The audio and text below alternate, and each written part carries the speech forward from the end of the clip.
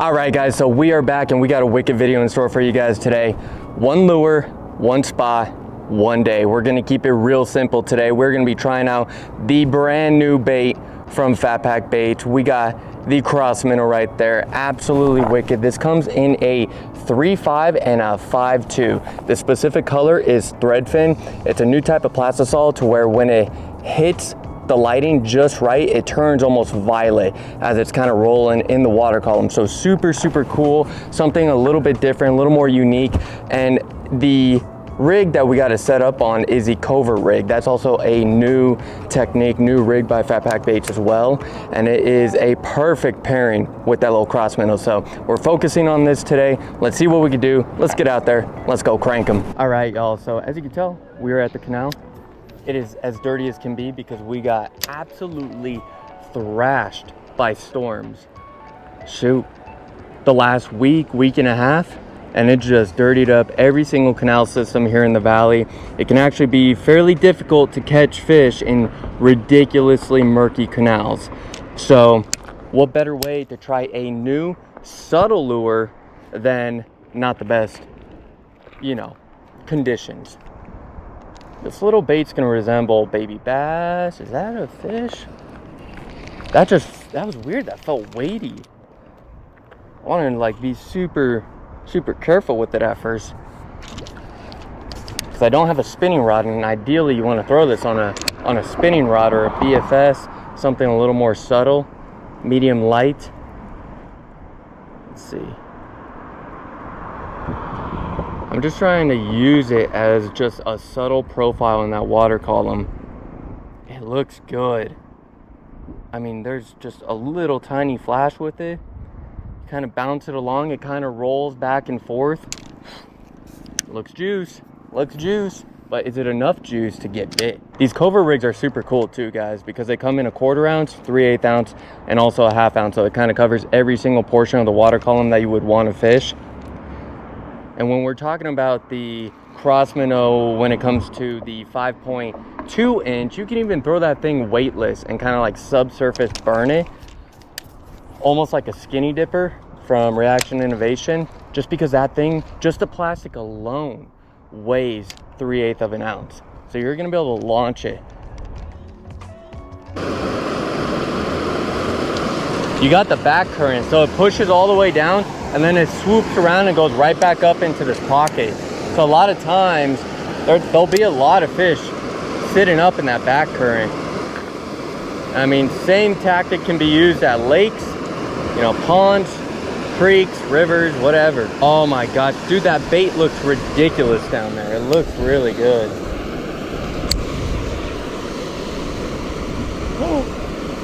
Got him. 30-second fight, not even. That was like a 3-second fight. I don't even know what I'm thinking. Y'all, there it is right there. VMC hooks. So it is going to be ridiculously sharp. Dude, literally just dropped. Let's get him back in the water. Super sick. Get in there, buddy. Get big. All right, y'all, so I do have a favor to ask of you guys. I have a goal of hitting 20,000 subscribers by the end of the year. We are so close to 10,000. 20,000 is a lofty goal, but you gotta go high. You gotta really reach for the stars. So if you guys are enjoying the content as of late, please hit that subscribe button. If you're liking this video so far, please hit that like button. Let me know what you guys want to see next down in the comments. And thought I had a fish there. On to the next spot. All right, guys, there is a pipsqueak bass just sitting right up top. I don't know if he's sick or what, but he's there. Let's see if he'll hit.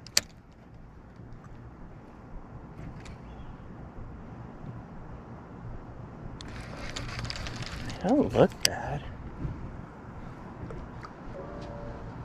No interest.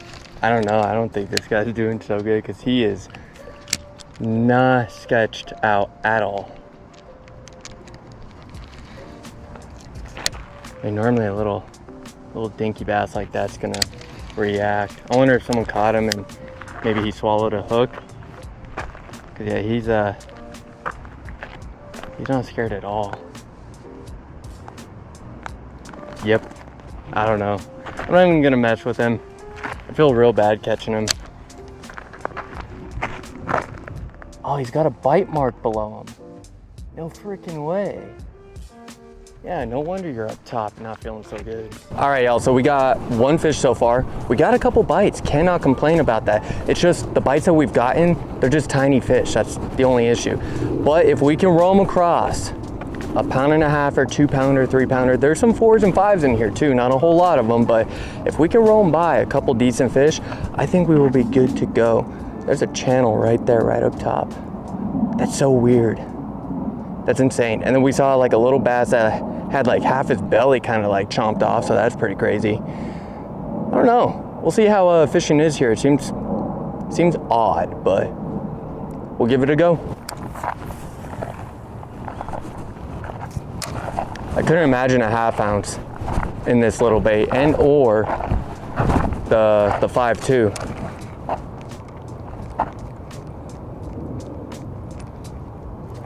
Got him.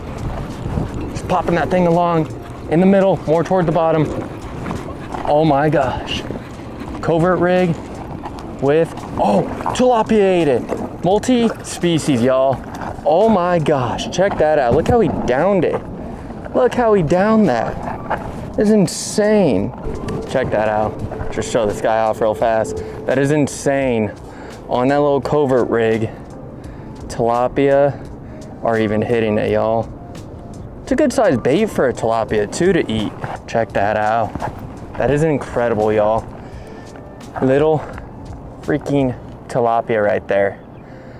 Gotta love it, you know? We're ideally out here for LMBs, but you know, whatever is willing to munch, we will take. I thought it felt a little weird at first, but you know, sometimes bass fight weird.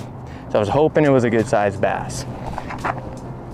We got a tilapia, but multi-species. If a tilapia is willing to eat this, you know, crappies are, you know, catfish are, obviously bass, we've caught that, yellow bass, you know, stripers, whites, everything is gonna eat this. All right, I'm gonna rip up in the shade just because you never know. It's worth it.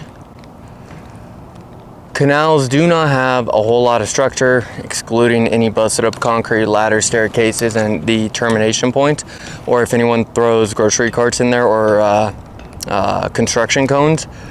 So one big thing is that if there is any shade whatsoever, I don't care if it's a freaking electricity pole or whatever it is, you know, just throw around the shade. They'll orient to it, whether it be carp, tilapia, bass, catfish, everything will orient to it.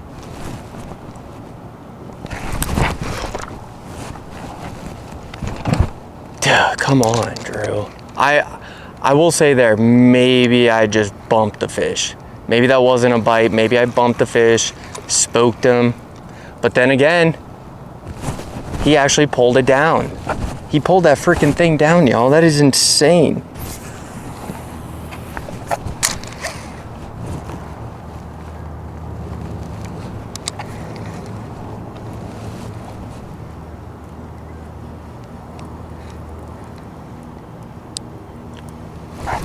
Got him. Snap me off. What was that?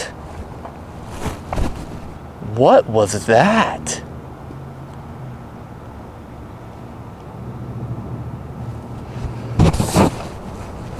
All right. And that is why I do not like Sunline. Sunline snaps more than any other line I've ever used in my entire life. I'm gonna say that was a tilapia only because of how he started fighting. The rod tip really just started to like bounce a lot. And that's typically not a bass thing. Freaking bee just flew in my ear. It's crazy. Huh. Well, there's something up in there and they bit twice, so I'll tell you what, we're going down there again.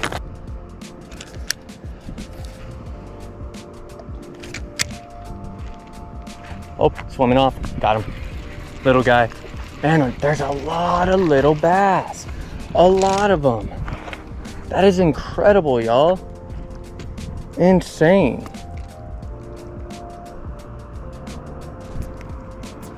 I'm not even having to set the hook either with these little guys. They're literally just pinning themselves purely because these hooks are stupid sharp. All right, y'all, this is insane. I mean, check out how this little bass downed that little crossman. Oh my goodness. He's not even pinned. He's literally just hanging on to it. Look at that. That's insane. Little tiny pipsqueak right there. But we gotta appreciate every single one that we could catch, because sometimes little urban fall fishing can be a pain. Appreciate the bite, buddy. Well, that's freaking wicked. 3 bass and 1 tilap, and then a couple missed fish. And all I did with that one was I just casted it right in front of the ladder, and it ran perfectly. Oh my gosh, that's a tilap. Oh my gosh, y'all. They can't resist. They can't resist this. Oh my gosh, I can't resist. Oh my gosh, check that out. That is insane. Absolutely bonkers. Perfect. All right, y'all, check that out. Super sick tilapia right there. Gotta love it. Dude just doinked it. And with how he hit it and how he fought, that tells me the fish that we lost was a pretty good sized tilapia, just like that one right there. But as I was explaining, the bass literally hit it, like just casting right at the ladder, swinging it down every single step, and bam, he just hit it on the drop. That guy, I just hit the bottom, and 2 seconds later, dook. That's crazy. That is insane. All right, y'all, so we're calling it quits today. I'll tell you what, we got bit alive. We caught a handful of fish. Quality, not necessarily there. I mean, the tilapia, don't get me wrong, they fight good. They're a relatively good size, but they weren't the intended species. They were just kind of a plus. It's good to see that not just bass are gonna hit that cross minnow with the covert rig. The 3.5 got bit a lot more. Obviously, these fish are gonna start gearing toward the smaller bait fish. So the bigger 5.2, it's gonna have its moments for sure during fall, but I'm thinking springtime, summer, late summer, even early fall, on some of those deeper fish at the lakes and whatnot, it could do some absolute damage. And I do have to say that threadfin shad made the difference, because I threw around the hologram shad a little bit and the all white quite a bit, and yeah, it didn't really get anything on it. Super sick, super fun little video. Hope you guys enjoyed it. If you did, please hit that subscribe button, hit the like button. Remember, grab a rod, grab a reel, get out there and go crank them.